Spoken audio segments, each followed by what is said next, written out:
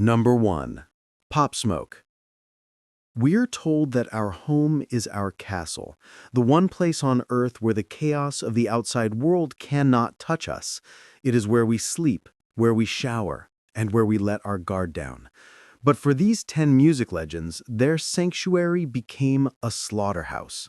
We are investigating the 10 most terrifying cases of famous singers who were murdered inside their own homes, proving that for a celebrity, there is no such thing as safe. If you have the stomach for the true, unvarnished history of crime in the music industry, subscribe to this channel right now to join our community of investigators. And if you appreciate the research that goes into these deep dives, hit the like button to support the channel. Now let's open the files. Our first case is a modern tragedy that defines the terrifying intersection of fame, social media, and envy in the digital age. It is the story of Bashar Baraka Jackson, known to the world as Pop Smoke. In early 2020, he was not just a rapper, he was the undisputed king of New York, the gravel-voiced savant who had single-handedly popularized Brooklyn drill music and brought the energy of the streets to the global charts. With hits like Welcome to the Party and Dior, he was on a trajectory to become the next 50 Cent or Biggie Smalls. He had escaped the dangerous streets of Canarsie, Brooklyn, and was living the dream in the Hollywood Hills, renting a stunning multi-million-dollar mansion on Hercules Drive, owned by a reality TV star. It was supposed to be a victory lap, a place where he could record his debut album and enjoy the fruits of his labor in the California sun. But the mansion was not a fortress. It was a glass house, and the eyes of the world were watching closer than he realized. On February 19, 2020, the dream turned into a nightmare because of a single, momentary lapse of judgment, a mistake so small yet so fatal that it has become a grim cautionary tale for every rising star. Pop Smoke had received a gift bag from the luxury brand Myrick. Excited, he posted a picture of the bag on his Instagram story. He didn't realize that the label on the bag, clearly visible to his millions of followers, listed the complete address of the rental home where he was staying. In the digital age, predators do not need to stalk you physically. They just need to refresh their feed. A group of teenagers, members of a South Los Angeles gang known as the Hoover Criminals, saw the post. They didn't see a musician. They saw a target. They saw jewelry, cash, and an easy score. They didn't have to hunt him. He had accidentally invited them to his front door. In the dead of night, around 4 a.m., 4 intruders, some as young as 15 and 17 years old, crept up the winding roads of the Hollywood Hills. They didn't smash the front gate. They bypassed the security with terrifying ease, climbing to the second-story balcony at the rear of the house. The house was quiet. Pop Smoke was in the shower, a moment of ultimate vulnerability. He was naked, unarmed, and completely unaware that a hit squad was moving through his living room. When the intruders confronted him, the situation escalated in seconds.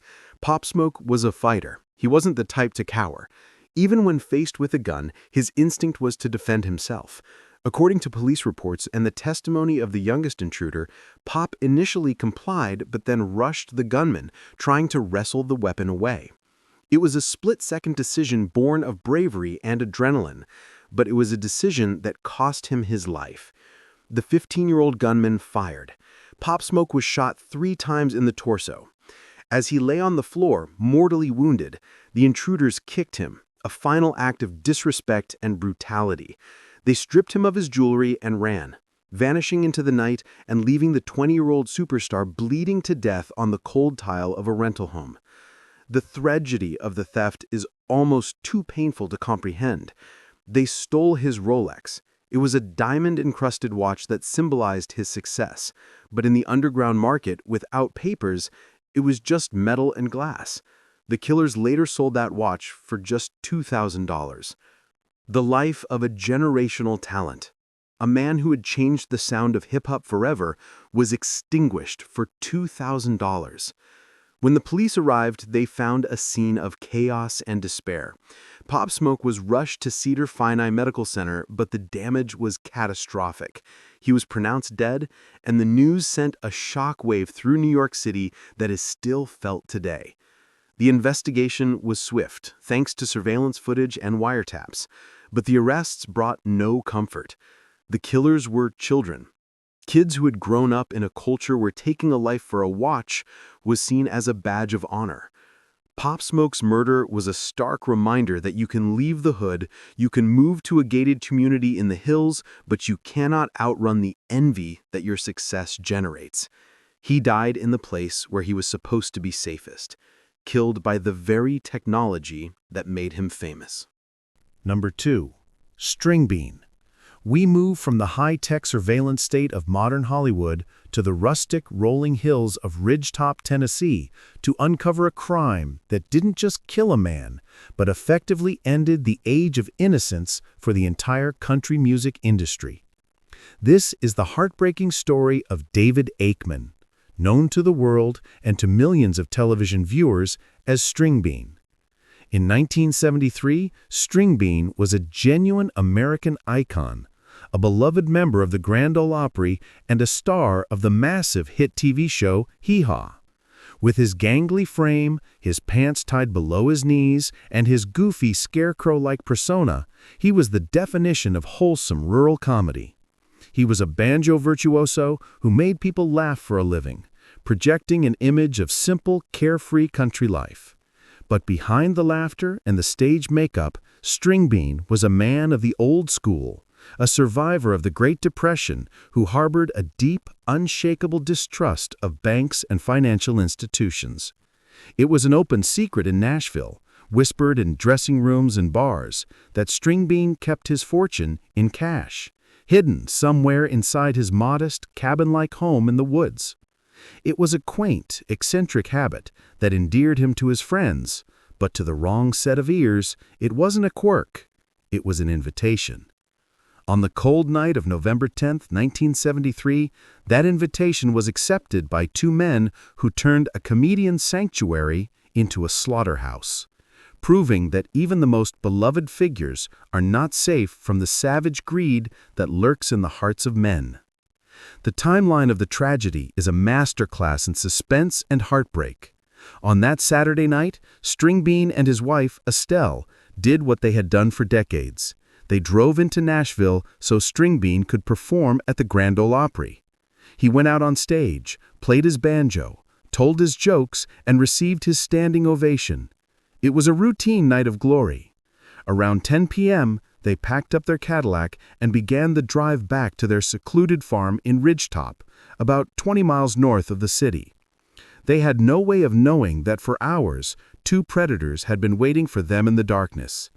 John A. Brown and his cousin, Marvin Douglas Brown, were not master criminals. They were opportunistic thugs who had heard the rumors about Stringbean's mattress money. They had broken into the cabin earlier that evening, ransacking the place, in a desperate search for the cash. They tore the house apart, but found nothing.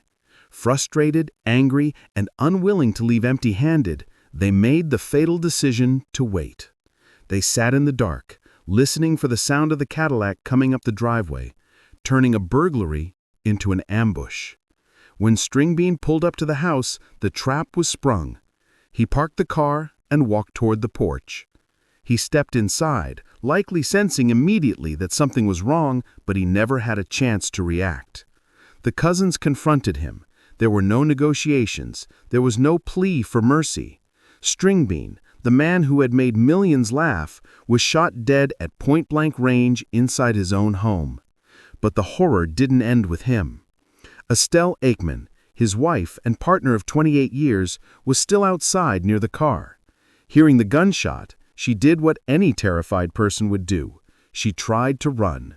She ran across the lawn, desperate to escape the darkness that had swallowed her husband. The killers chased her down. In an act of cowardly brutality that shocked the conscience of the South, they shot her in the back as she fled, executing her in the grass of her own front yard. The two cousins then searched the bodies. They went through Stringbean's pockets. They went through Estelle's purse. They found a few $100s, a chainsaw, and some guns. That was it. They fled into the night, leaving two legends dead for a handful of pocket change. The discovery of the bodies the next morning remains one of the saddest moments in music history. Their close friend and fellow performer, Grandpa Jones, arrived at the cabin to pick them up for a hunting trip. He found the bodies. The sight broke him. The news spread through Nashville like a wildfire, shattering the sense of security that the country music community had always felt. Before Stringbean, stars lived openly. They didn't have gates, they didn't have bodyguards. After Stringbean, the gates went up. The locks were changed. The fear set in. The investigation was massive, driven by a community that demanded justice. The police eventually tracked down the Brown cousins, who had been foolish enough to try and fence the stolen guns. They were arrested, tried, and convicted of 2 counts of first-degree murder. They were sentenced to life in prison. But the final, crushing irony of the Stringbean murder wasn't revealed until years later. A detail that turns this tragedy into a grim fable about greed. Stringbean did have money hidden in the house. He had thousands of dollars, the savings of a lifetime. But the killers, in their haste and stupidity, had missed it. Years later, behind a loose brick in the chimney, directly behind the wood stove where the killers had likely stood to warm themselves while they waited to murder him, the money was found. It had been there the whole time, rotting away, untouched. David and Estelle Akeman died protecting a secret that the killers never even found. It was a senseless, hollow crime that yielded nothing but death and decades of prison time. The legacy of Stringbean is now permanently divided. There is the joy of his banjo on the recordings. And then there is the long, dark shadow of that night in Ridgetop, a reminder that the rumors we let slip can sometimes be the very things that kill us. Number 3.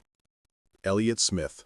We leave the rural hills of Tennessee and descend into the sun-drenched, smog-choked, and deceptively quiet streets of Echo Park, Los Angeles, to investigate a death that remains the single most divisive and haunting mystery in the history of indie rock. This is the story of Stephen Paul Elliott Smith, a musical genius who turned a whisper into a roar, and whose fragile, heartbreaking songs about addiction and depression made him the reluctant voice of a generation. In 1998, he stood on the stage of the Academy Awards in a white suit, singing Miss Misery from the Good Will Hunting soundtrack, a moment that should have been the beginning of a long, triumphant career. But Elliott Smith was a man haunted by demons that fame could not silence, and on October 21, 2003, those demons are perhaps something far more tangible, caught up with him in his own home. While the police initially treated it as a suicide, the evidence that emerged from the autopsy room told a different, far more violent story, leading the coroner to refuse to close the case and leaving the words homicide hovering over his legacy like a dark cloud. This is not an open and shut case of a depressed artist ending his life. This is a forensic puzzle filled with impossible angles, defensive wounds, and a girlfriend whose story has divided the music world for 2 decades. We are peeling back the layers of the most controversial death in modern rock history to ask the question that still has no answer. Did Elliott Smith kill himself, or was he murdered in the middle of an argument? The timeline of that Tuesday afternoon is a blur of shouting and silence. Elliott was at the home he shared with his girlfriend, Jennifer Chiba, on Lemoyne Street. According to Chiba's account, the two were arguing. It wasn't a physical fight, but an emotional one, the kind of heavy, heated dispute that can suck the air out of a room. Chiba claimed that she locked herself in the bathroom to get away from him, to let things cool down. While she was behind the closed door, she heard a scream. It wasn't a crash or a bang, but a scream of pure agony. She unlocked the door and ran into the living room to find a scene that defied all logic. Elliott was standing there with a kitchen knife plunged deep into his chest.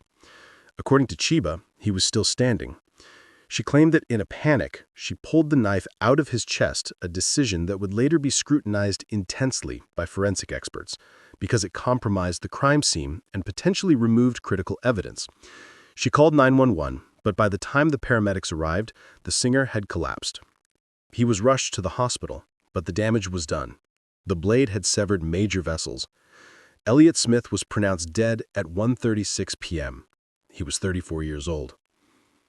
At first glance, the narrative seemed to fit the tragic archetype of the tortured artist. Elliott had a history of depression and drug use. He sang about suicide often. A post-it note was found on the dashboard of his car that read, "I'm so sorry. Love, Elliott. God forgive me."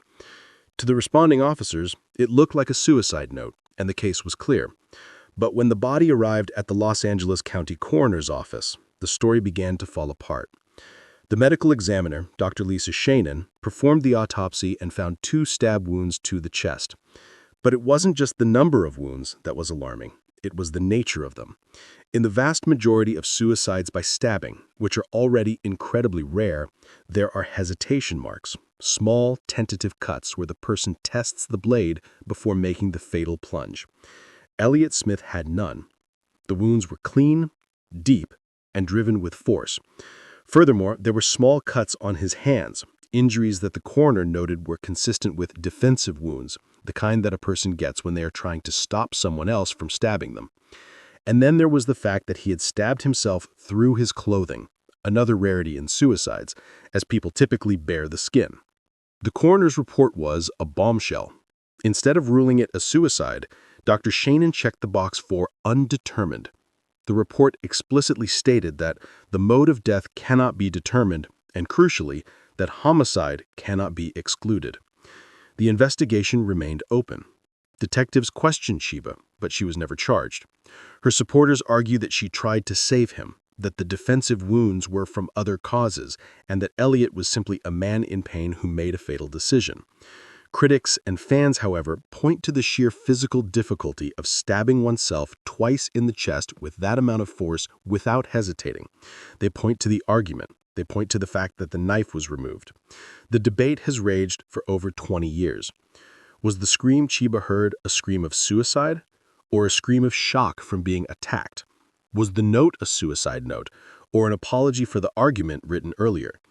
The LAPD has never officially closed the file, meaning that in the eyes of the law, the death of Elliott Smith is still a potential homicide investigation.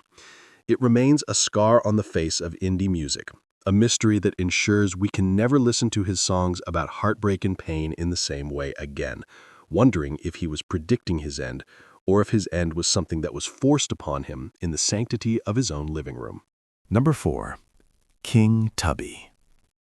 We leave the hills of Los Angeles and travel south to the humid, rhythm-soaked, and often dangerous streets of Kingston, Jamaica, to uncover the assassination of a man who didn't just play music, he invented a new way to hear it. This is the story of Osborne Ruddock, known to the gods of audio engineering and the people of the ghetto simply as King Tubby. To the uninitiated, his name might not ring a bell, but his fingerprints are on every single piece of modern music produced today. He was the electronics wizard who accidentally invented dub music, the man who realized that the mixing board could be an instrument itself. He stripped the vocals out of reggae tracks, added echo, reverb, and thunderous bass, essentially creating the concept of the remix decades before hip-hop or techno even existed. He was a genius, a visionary who built his own amplifiers and turned a small shack in the Waterhouse district into the most important recording studio in the Caribbean. But in the Jamaica of the late 1980s, success was a double-edged sword. The political violence of the 70s had morphed into a ruthless, drug-fueled criminal ecosystem where guns were currency and a man's reputation offered no shield against the greed of the streets. King Tubby was a man of the people, a beloved figure who never left the hood. But on a dark night in February, the hood turned on him, proving that even the architects of culture are vulnerable to the chaos they try to transcend. This is the tragedy of a pioneer who was silenced not for his art, but for the gold chain around his neck and the licensed firearm he carried for protection. A grim reminder that in a world of poverty and desperation, a legend is just another target. The timeline of the murder is a stark contrast to the joy King Tubby brought to the world. It was February 6, 1989. Tubby was 48 years old, an elder statesman of the music scene who had mentored the likes of U-Roy and Lee Scratch Perry. He had spent the day at his legendary studio in Waterhouse, working on new tracks, tweaking frequencies, and shaping the sound of the future. Around 1 a.m., he packed up his gear and began the drive home to his house in Duhanne Park, a modest, respectable neighborhood in Kingston. He wasn't traveling with a security detail. He was just a man going home after a long shift. He pulled his car up to the gate of his home. It was a moment of transition, the quiet end to a busy day. But the shadows were waiting. As he stepped out of his car to open the gate, a mundane, everyday action, a lone gunman emerged from the darkness. This wasn't a political assassination like the attack on Bob Marley. This was something colder, simpler, and in many ways more terrifying. It was a robbery. The gunman didn't ask for master tapes. He demanded cash, jewelry, and Tubby's licensed handgun, which he was known to carry. What happened next happened in a blur of violence that shattered the stillness of the Kingston night. It is unclear if Tubby resisted, if he reached for his own weapon, or if the gunman simply panicked, but the result was the same. The predator fired. A single shot rang out, striking the father of dub music. King Tubby fell to the ground right at the entrance of his sanctuary. The robber snatched Tubby's gold chain and his gun, then vanished into the night, leaving the genius bleeding out on his own driveway. He was rushed to the University Hospital of the West Indies, but the brilliance that had rewired the way the world listens to sound was gone before he arrived. He was pronounced dead on arrival. The news hit Jamaica like a physical blow. The radio stations, usually vibrant with the sounds he helped create, went somber. It wasn't just a death, it felt like the theft of a national treasure. The police investigation was launched immediately, but 1989 Kingston was a difficult place to solve a murder. The code of silence was strong, and the gunman had disappeared into the labyrinth of the city's slums.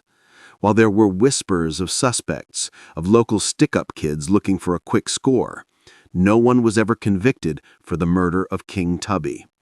It remains an open wound in the history of reggae, a cold case that heats up every time a DJ drops a dub track.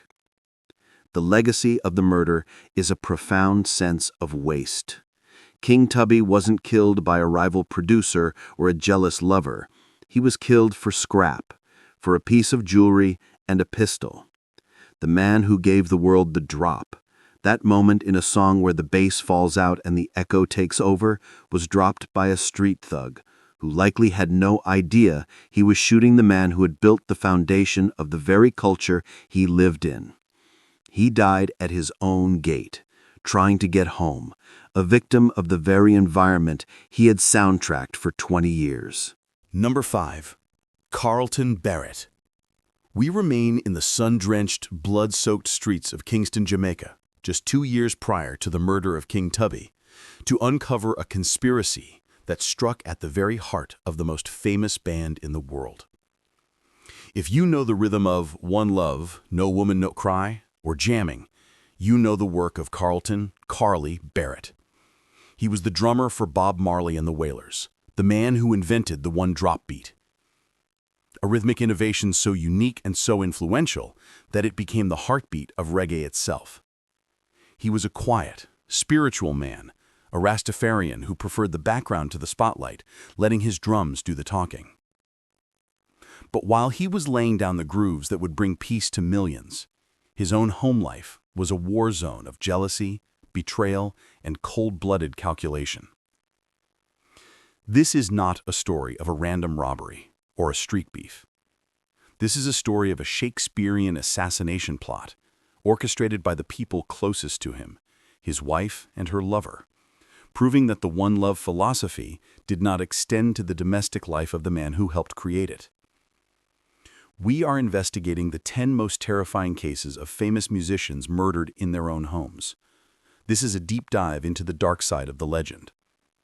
If you believe that the pioneers of music deserve to be remembered for more than just their tragic ends, please subscribe to this channel right now.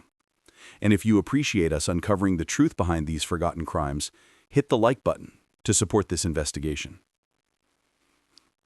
The timeline of the murder takes us to Good Friday, April 17, 1987.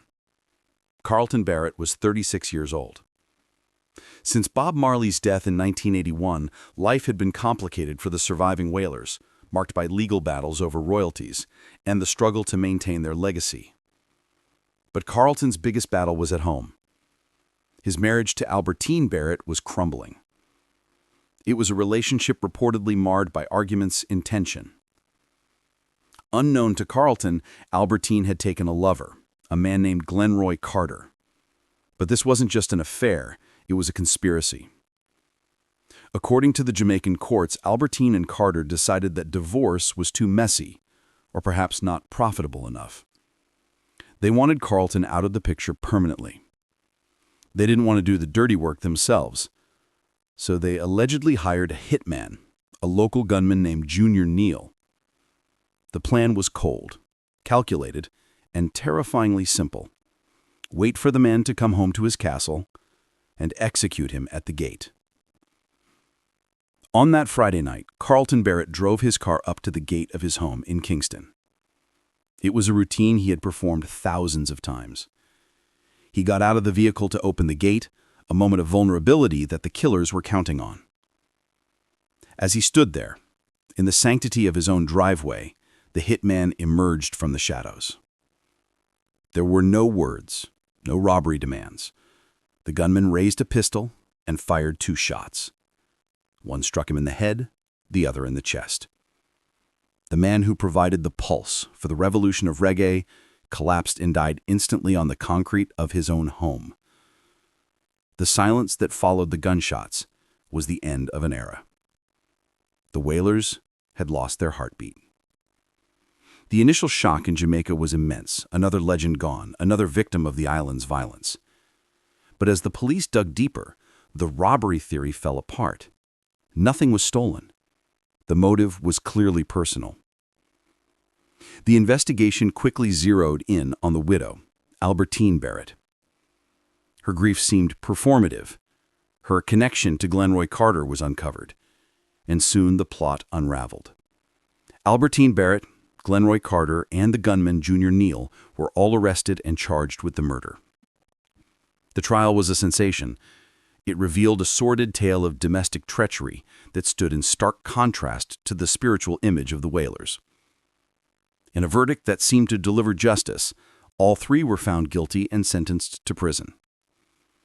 However, the story has a final, frustrating twist that is all too common in the Jamaican legal system of that era.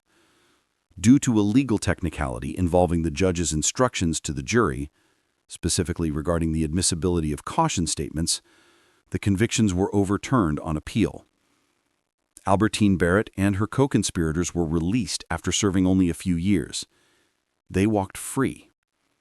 The murder of the man who invented the one-drop beat technically remains a case where the convicted killers were let go, leaving a bitter taste in the mouths of reggae fans worldwide. Number 6. Trouble. We leave the islands of the Caribbean and return to the trap capital of the world, Atlanta, Georgia, to investigate a modern tragedy that exposes the terrifying unpredictability of domestic violence. This is the story of Mariel Simonte Orr, known to the streets and the charts as Trouble. He was a beloved figure in the Atlanta hip-hop scene, a rapper known for his gritty authenticity and his affiliation with the heavyweights of the industry like Drake and Mike Will Made It.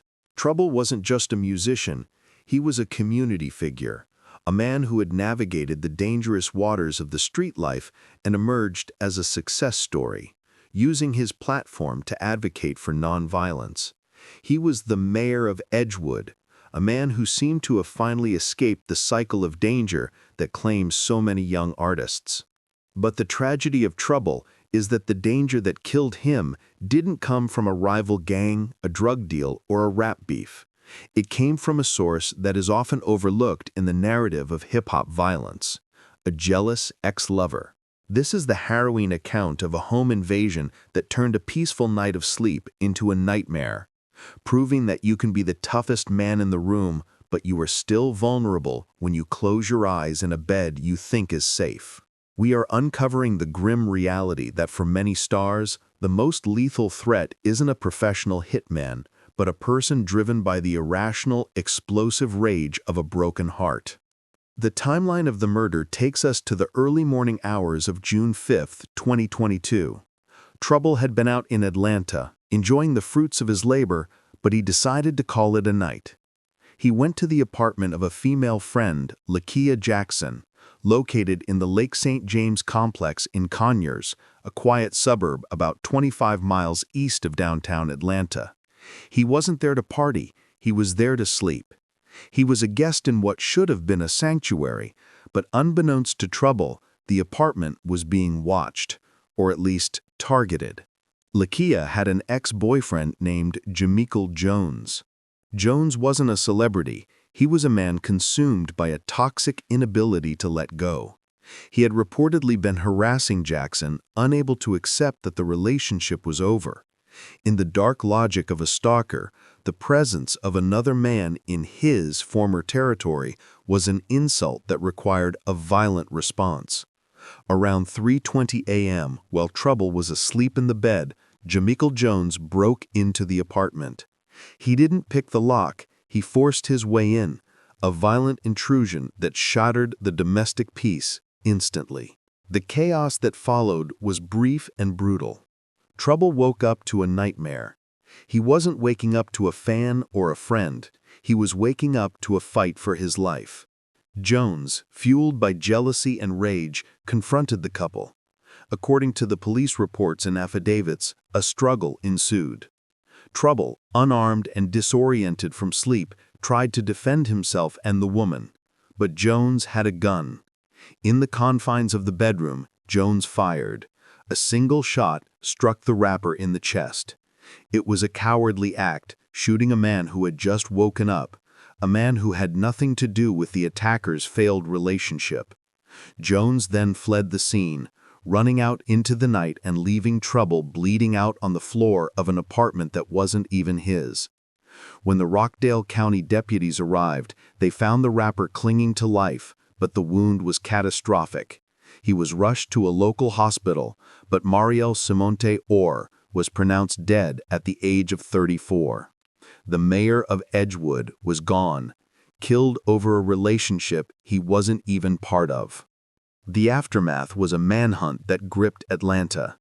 The police quickly identified Jamichael Jones as the suspect. This wasn't a whodunit.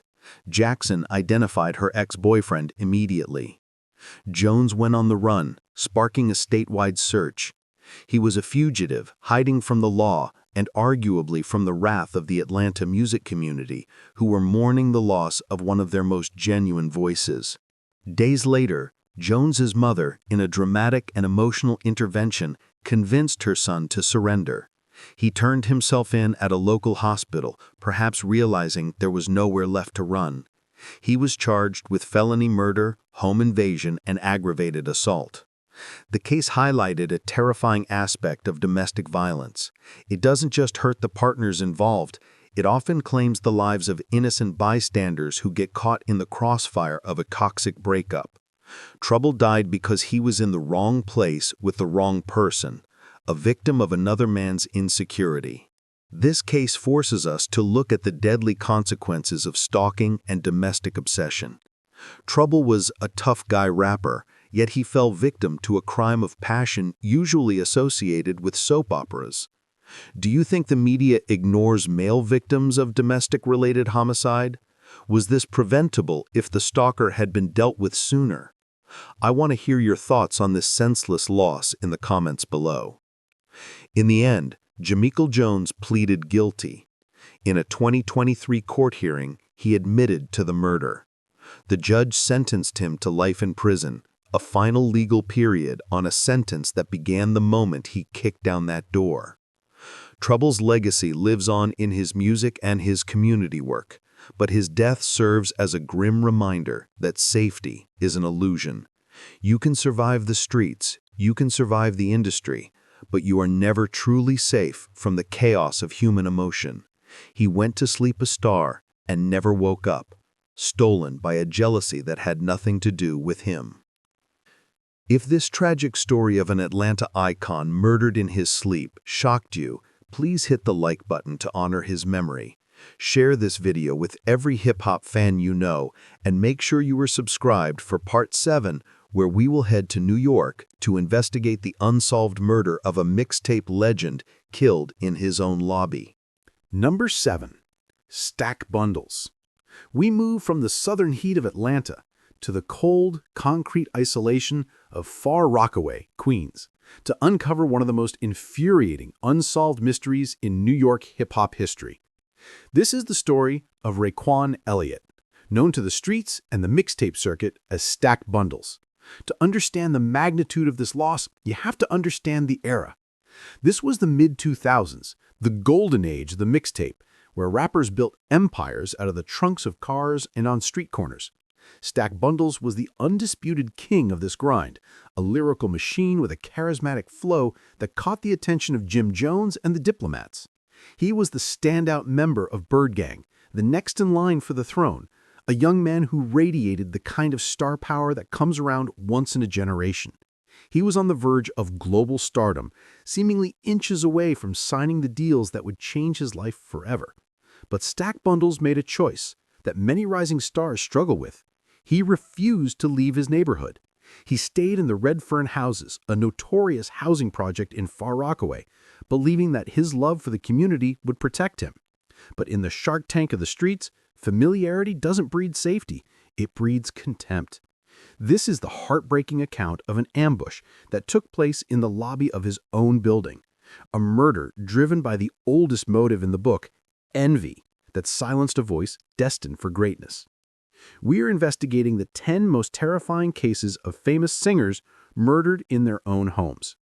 If you believe that the cold cases of hip-hop deserve fresh attention and justice, please subscribe to this channel right now to join our community.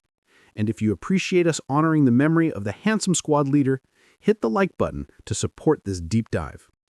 The tragedy unfolded in the early morning hours of June 11, 2007. Stack Bundles had spent the night doing what he always did, working. He had been at a club in Manhattan and then likely at the studio, grinding, networking, and living the life of a rising star. Around 5 a.m., he returned to Far Rockaway. The sun was just beginning to think about rising, casting long gray shadows over the projects. He was with a friend, but as they approached his building, they parted ways. Stack walked into the lobby of his apartment complex alone. It was the transition point between the glamour of the music industry and the gritty reality of his home life. He was wearing his jewelry, his signature chain, a symbol of his success that beamed like a lighthouse in the dim hallway. But he wasn't alone. In the shadows of that lobby, predators were waiting. These weren't random muggers who happened to be passing by. The precision of the attack suggests they knew his schedule, knew his habits, and knew exactly when he would be coming through that door. They were lying in wait for the hometown hero. As Stack Bundles entered the building, the gunman struck. It was an ambush, executed with cowardly efficiency. They approached him, guns drawn. The motive was ostensibly robbery, but the violence that followed suggests a deeper, more personal malice. They snatched his chain, the physical manifestation of his rise. But they didn't just take the jewelry and run. They opened fire.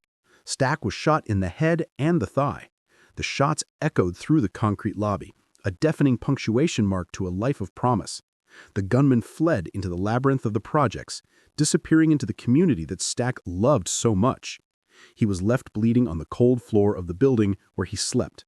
A friend, or perhaps a neighbor hearing the shots, found him moments later. They tried to help, they tried to call for aid, but the wounds were fatal. Stack Bundles was pronounced dead at Jamaica Hospital. He was only 24 years old. The mixtape prince was gone, killed for a necklace and a pocket full of jealousy. The investigation into his murder is a study in frustration and the crippling effects of the no-snitching culture. The police flooded Redfern. They knew that in housing projects, eyes are everywhere. People saw who ran out of that lobby. People knew who was bragging about the chain. Rumors swirled immediately about local crews, about jealous rivals who couldn't stand seeing one of their own elevate above the rest. But no one spoke. The fear of retaliation, combined with a deep-seated distrust of the police, created a wall of silence that investigators could not breach. To this day, no one has been charged with the murder of Stack Bundles. His killer is likely still walking the streets, perhaps even claiming to mourn him.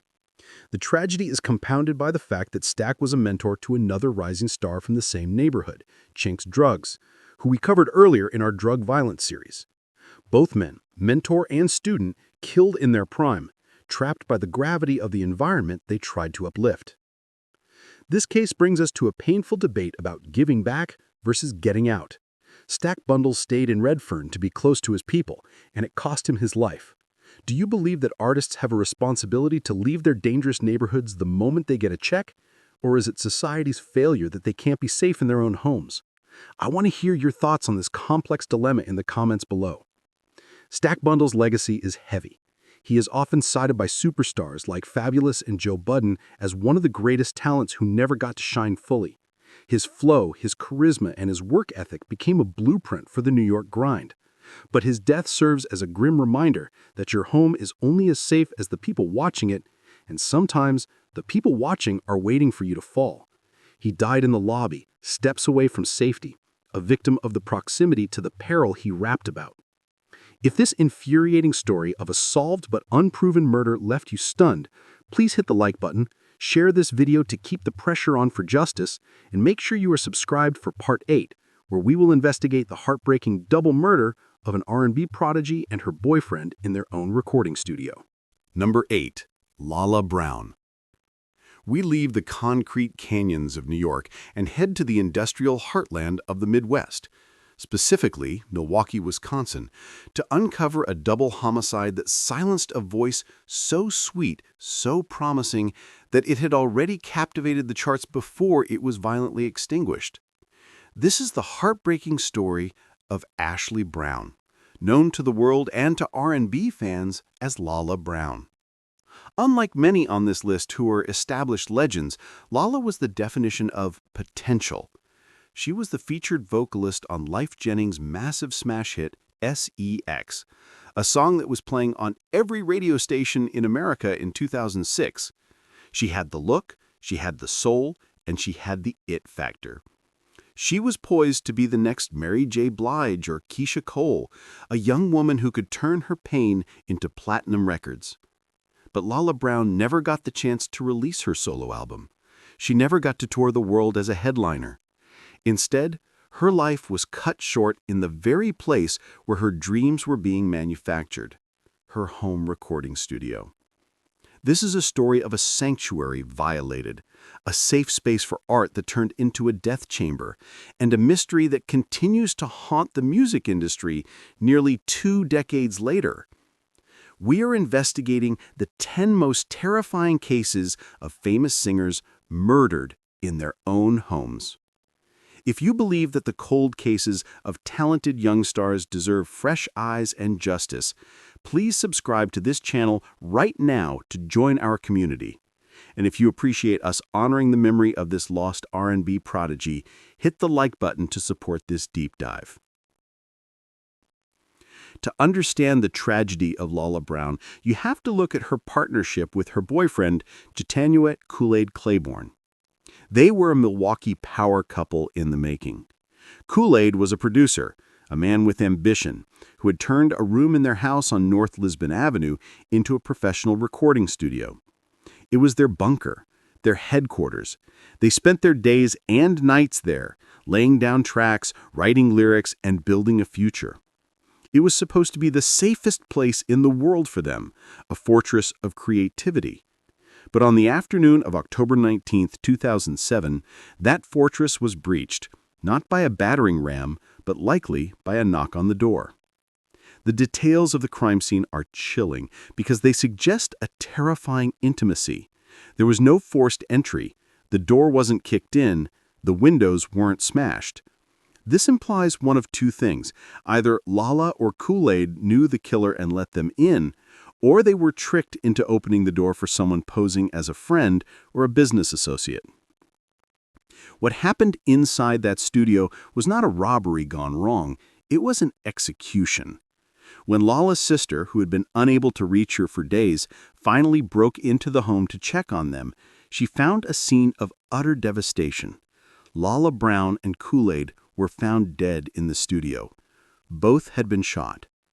The brutality of the killings suggests a deep personal rage or a cold, calculated hit. Lala, the 21-year-old girl with the golden voice, was found with a towel over her head, a gruesome detail that often signifies a killer who couldn't bear to look at the face of their victim, or perhaps a message sent to others. The equipment was there, the potential was there, but the life was gone.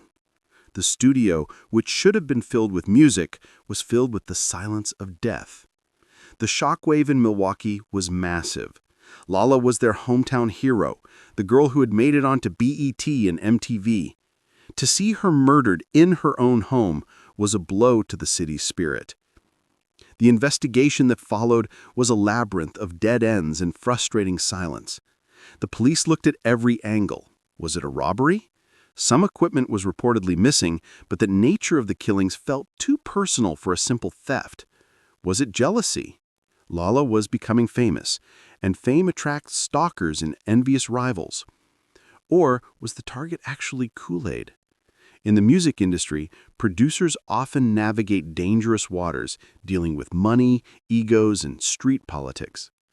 Was Lala simply collateral damage, a woman who was in the wrong place at the wrong time, killed simply because she was a witness to her boyfriend's execution?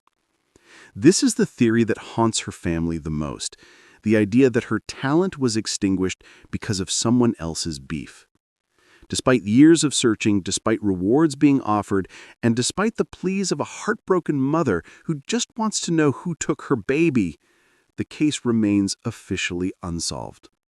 The killer walked out of that house on North Lisbon Avenue and vanished into the Milwaukee chill, taking the answers with them. This case forces us to confront the terrifying reality of collateral damage in crime. Do you believe Lala was the intended target, perhaps due to a jealous rival? Or was she simply a victim of her proximity to the dangerous side of the industry? Can a case this old ever be solved without a confession? I want to hear your theory on this heartbreaking cold case in the comments below. Lala Brown's voice can still be heard on SEX, a ghostly reminder of what could have been. She is frozen in time at 21, a star who never reached her zenith. Her death serves as a grim reminder that the home studio, the place where dreams are born, can also be the place where they die. She opened her door to the wrong person, and the music stopped forever. If this infuriating story of an unsolved double murder left you stunned, please hit the like button, share this video to keep the pressure on for justice, and make sure you are subscribed for Part 9, where we will travel to Los Angeles to uncover the tragic story of a legendary saxophonist who was shot by the police on his own doorstep. Number 9. Don Myrick. We have seen murders committed by jealous lovers, by greedy relatives, and by ruthless hitmen. But there is a special kind of horror reserved for when the bullet that ends a life comes from the very people sworn to protect it. This is the infuriating and heartbreaking story of Donald Don Myrick, a man whose breath didn't just create music, it created magic. He was the legendary saxophonist and founding member of the Phoenix Horns, the brass section that gave Earth, Wind & Fire their iconic, soaring sound. If you have ever danced to September or Boogie Wonderland, you have moved to the rhythm of Don Myrick. But his genius wasn't limited to funk. He was also the man behind one of the most famous saxophone solos in pop history, the mournful, beautiful outro on Phil Collins' One More Night. He was a virtuoso, a man who spoke a universal language through his instrument. But in the paranoia and aggression of the 1990s Los Angeles, a city on edge after the riots, a musical instrument was no defense against a trigger-happy system. This is the story of a raid gone wrong, a split-second mistake that cost the world a legend, and a death that occurred not in a dark alley, but in the doorway of the man's own apartment, while he was holding nothing more lethal than a lighter. We are investigating the 10 most terrifying cases of famous singers and musicians murdered in their own homes. If you believe that wrongful deaths at the hands of authority deserve the highest level of scrutiny and remembrance, please subscribe to this channel right now to join our community. And if you appreciate us honoring the legacy of the man who gave us the sound of September, hit the like button to support this deep dive. The tragedy unfolded on the morning of July 30th, 1993. In the palms-lined streets of Santa Monica, California. Don Myrick was 53 years old. He was living a quiet life in a modest apartment complex. He wasn't a gangster, he wasn't a kingpin, but he was, according to police intelligence, a user of narcotics. The Santa Monica Police Department had obtained a search warrant for his apartment, suspecting that there were drugs inside.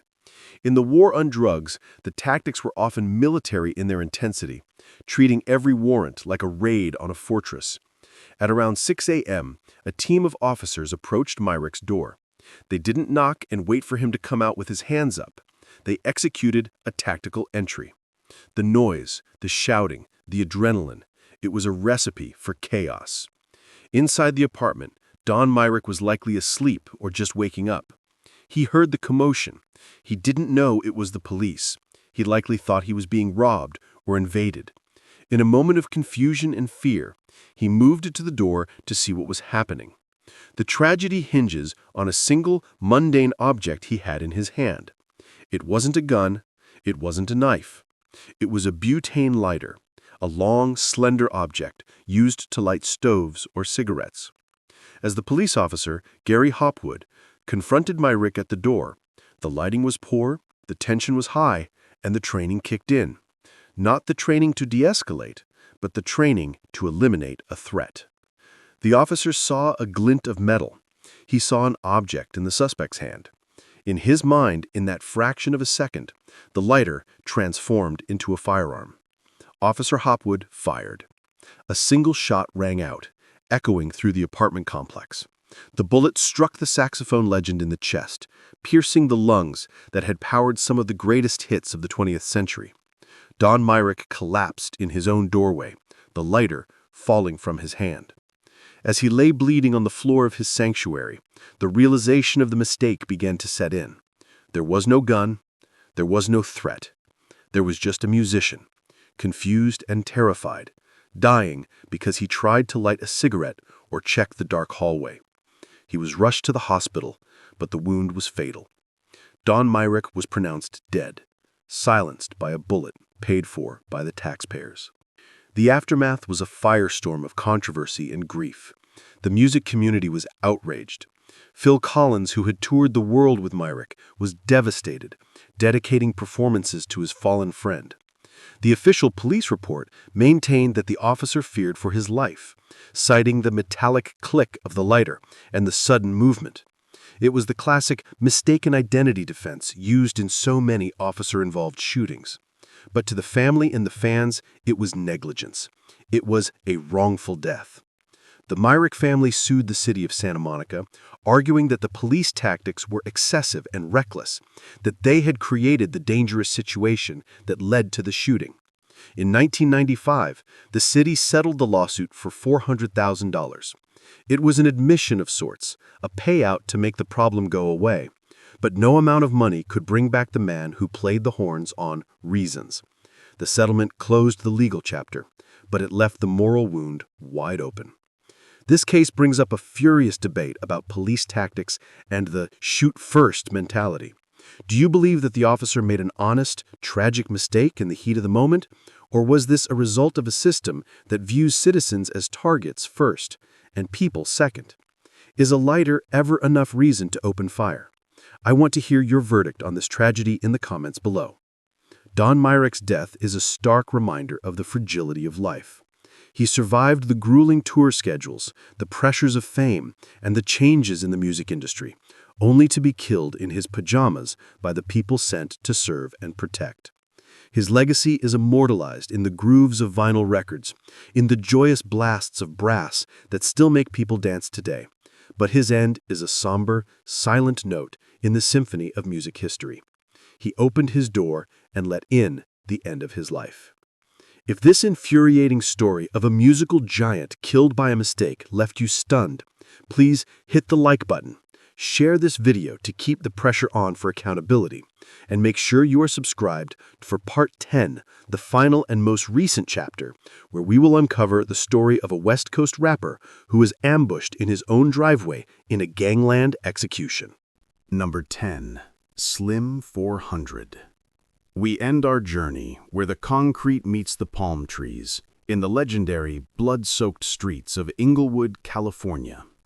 A place where the history of West Coast hip-hop is written in both gold records and yellow crime scene tape. This is the story of Vincent Coren, known to the streets and the charts as Slim 400. He was a pillar of the Compton music scene, a close associate of superstar YG, and a rapper who didn't just perform the lifestyle, he lived it with a terrifying authenticity. Slim was a survivor, a man who carried the scars of the streets on his skin and in his lyrics. In 2019, he had miraculously survived a drive-by shooting where he was hit 9 times, an event that gave him an aura of invincibility, a belief that perhaps he was too tough to kill. But death is patient, and in the gangland politics of Los Angeles, debts are never forgiven, and targets are never forgotten. This is the devastating account of an ambush that took place not in a club or on a highway, but in the sanctity of a driveway, just feet from the front door. It serves as the ultimate, grim punctuation mark on our series, proving that for a certain caliber of celebrity, going home is the most dangerous thing you can do.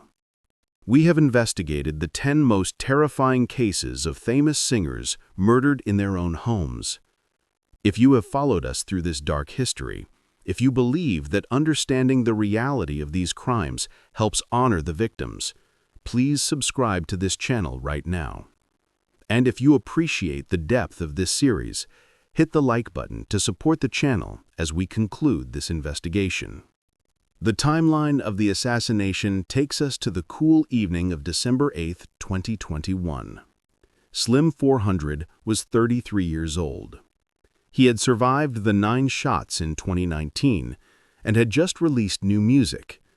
He felt like he had a second lease on life. He was in Inglewood, parked in the driveway of his residence. It was a mundane moment, the quiet transition between the street and the home. He was sitting in his vehicle, perhaps checking his phone, perhaps waiting for someone to come out. But he was being watched. The shadows of Inglewood held predators who had been waiting for this exact moment of stillness. This wasn't a chance encounter. It was a coordinated military-style operation. A dark sedan pulled up quietly, cutting the lights. Gunmen exited the vehicle. They didn't scream threats. They moved with the cold efficiency of a hit squad. What happened next was captured in chilling audio by a neighbor's Ring doorbell camera, a piece of digital evidence that allowed the entire world to hear the final moments of a rap star. The audio recorded the sounds of a struggle, then the terrifying, rapid-fire cracks of handgun fire. It wasn't just 1 or 2 shots, it was a barrage. Slim 400, the survivor, tried to fight. He tried to run, but he was trapped in the fatal funnel of his own driveway. The gunmen pursued him. They shot him multiple times in the chest and back. It was an execution, a message sent in bullets. The gunmen jumped back into their vehicle and sped off, leaving Slim bleeding out on the concrete, mere steps from safety. Police officers on patrol heard the gunshots and arrived quickly, finding the rapper in critical condition. They rushed him to a nearby hospital, Harbor UCLA Medical Center, the same trauma center that has treated countless victims of LA's gang wars. But this time, the miracle didn't happen. The damage was too severe. Slim 400 was pronounced dead. The man who survived 9 bullets 2 years earlier couldn't survive the ambush at his own home. The investigation revealed that this was not a robbery gone wrong. It was a targeted hit, deeply rooted in the complex and deadly gang culture of Los Angeles. The police eventually arrested 2 suspects, Michael Laney and Perrion Jones. The motive was linked to ongoing street rivalries, a continuation of a war that has claimed generations of young men in Los Angeles. It was a sobering realization that Slim's music career, his fame and his money could not buy him a pass from the politics of the neighborhood.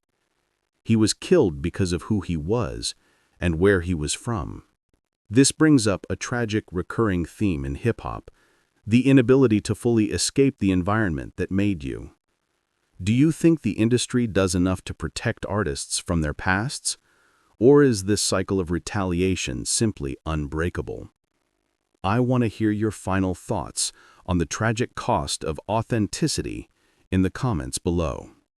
Slim 400's death is a stark reminder that the home is only a sanctuary if the world outside respects the boundaries. In his world, there were no boundaries. He died in his driveway, the final victim in our series. A man who proved that you can dodge death once, but you can't dodge it forever if the streets have marked you.